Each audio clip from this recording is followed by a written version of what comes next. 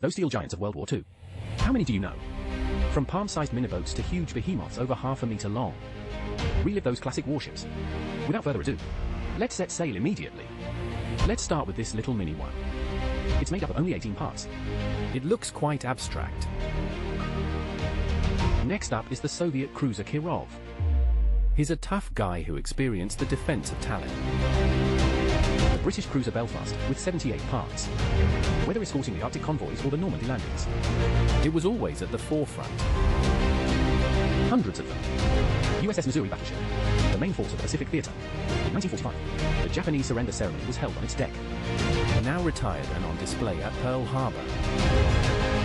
The 178-piece Yamato battleship, commissioned in 1941, claimed to be unsinkable, but was sent to the bottom of the sea by the US military in 1945. Became a fish's home, so one should be careful about boasting. The 215-piece Japanese Fufu-class destroyer, launched in 1920, showed off for more than 20 years, finally sank in 1944. You reap what you sow. The 924-piece American Farragut-class destroyer is the lead ship of its class, fought back during the attack on Pearl Harbor, until its decommissioning in 1945. And here's the dividing line. Next up are the heavyweights with thousands of parts. Here comes the good stuff. German torpedo boats were designed to harass Allied supply lines. They were known for their high-speed maneuverability. It takes about the time it takes to watch their sloop. And you can finish building it.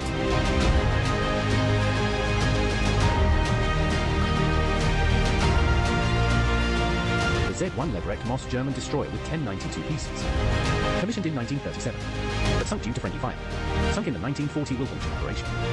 A true display of teammates' confusing behavior. The USS Atlanta, a US light cruiser. Commissioned in 1941. Known for its powerful anti-aircraft firepower. Experienced the bloody Battle of Guadalcanal. Sunk in 1942. What? How long does it take to build it? About the same as 2 World Cup finals. The German Navy's Admiral Graf Spee armored ship sailed across the Atlantic and conducted real-time commerce raiding operations in the Indian Ocean.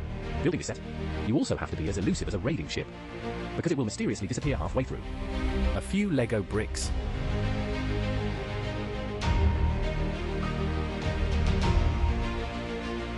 The 2,846-piece Japanese heavy cruiser Mogami. It was only a light cruiser when it entered service in 1935. Later it was modified with more guns to become a heavy cruiser.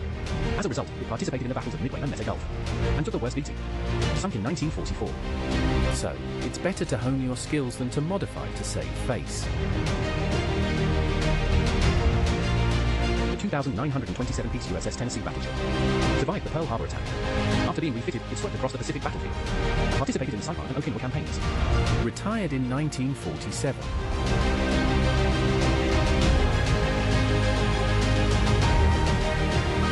Coming up is the Alaska-class large cruiser. Commissioned urgently in 1944. Witnessed the bloody battles of Iwo Jima and Okinawa. Let's assemble it. 1% of a real Okinawa battle. But as long as your fingers are nimble. The casualty rate is far lower than in the historical battle. The German Admiral Graf Spee self-sank after the Battle of the River Plate in 1939. It takes 4,000 bricks to build it. The steps are simple. Build it in the first week. Sink it the next week.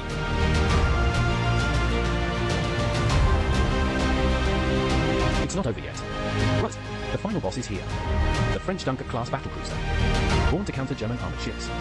In 1942, to avoid being captured. Finally scuttled in the port of Toulon. Assemble it. You may need to take a short vacation first. So, that's all for this video. Which warship is your favorite? See you next time.